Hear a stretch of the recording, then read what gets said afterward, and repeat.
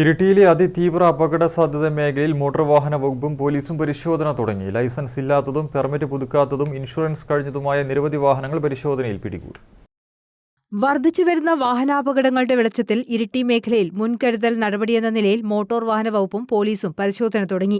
റോഡുകളുടെ ഘടന, മുൻകാലങ്ങളിലുണ്ടായ അപകടനിരക്ക് എന്നിവയുടെ അടിസ്ഥാനത്തിൽ ഇരിട്ടി മേഖലയിൽ മോട്ടോർ വാഹന വകുപ്പ് കണ്ടെത്തിയ അതിതീവ്ര അപകട സാധ്യതാ മേഖലയിലാണ് പരിശോധന. അമിതവേഗം മദ്യപിച്ച് വാഹനമോടിക്കൽ, അശ്രദ്ധമായി വാഹനമോടിക്കൽ, ഹെൽമറ്റും സീറ്റ് ബെൽറ്റും ധരിക്കാതിരിക്കൽ, അമിതഭാരം കയറ്റി സർവീസ് നടത്തൽ എന്നിവയ്ക്കെതിരെ നടപടി ശക്തമാക്കും. ഡ്രൈവർമാരെ കൂടുതൽ സുരക്ഷാബോധമുള്ളവരാക്കിക്കൊണ്ട് അപകടങ്ങൾ ഇല്ലാതാക്കാനുള്ള ബോധവൽക്കരണ പരിപാടികളും സംയുക്തമായി മേഖലയിൽ സംഘടിപ്പിക്കും. ഇരിട്ടി മേഖലയിൽ ജബ്ബാർകടവ്, കീഴൂർ കൂളിച്ചമ്പ്ര, മാടത്തിൽ, ഇരിട്ടി പഴയ ബസ് സ്റ്റാൻഡ് എന്നിവിടങ്ങളിലാണ് അതിതീവ്ര അപകട സാധ്യതാ മേഖലയായി കണക്കാക്കിയിരിക്കുന്നത്. റോഡിന്റെ ഘടനയിൽ അശാസ്ത്രീയമായ നിർമ്മാണമുണ്ടെങ്കിൽ ഉടൻ പരിഹരിക്കും. തുടർച്ചയായി അപകടം ഉണ്ടാകുന്ന പ്രദേശമാണെങ്കിൽ അപകട മുന്നറിയിപ്പ് ബോർഡുകളും സിഗ്നൽ ബോർഡുകളും സ്ഥാപിക്കും. പരിശോധനയിൽ തന്നെ ലൈസൻസ് ഇല്ലാത്തതും പെർമിറ്റ് പുതുക്കാത്തതും ഇൻഷുറൻസ് കഴിഞ്ഞതുമായ നിരവധി വാഹനങ്ങൾ പിടികൂടിയിട്ടുണ്ട്. രാത്രിയും സംയുക്ത പരിശോധന ഉണ്ടാകുമെന്ന് മോട്ടോർ വാഹന വകുപ്പ് അധികൃതർ അറിയിച്ചു. നിലവിലുള്ള പരിശോധനയ്ക്ക് പുറമെയാണിത്. പിഴ ഈടാക്കുക എന്നതിനേക്കാൾ നിരന്തരമായ പരിശോധനയിലൂടെ ഡ്രൈവർമാരിൽ ബോധവൽക്കരണം ഉണ്ടാക്കുകയാണ് ലക്ഷ്യമിടുന്നതെന്ന് മോട്ടോർ വാഹന വകുപ്പ് അധികൃതർ പറഞ്ഞു. കഴിഞ്ഞ ഏതാനും ആഴ്ചകളിലായി കേരളത്തിലുടനീളം പല അപകടങ്ങളുണ്ടാവുകയും ആളുകൾ മരണപ്പെടുകയും ഉണ്ടായിട്ടുണ്ട്.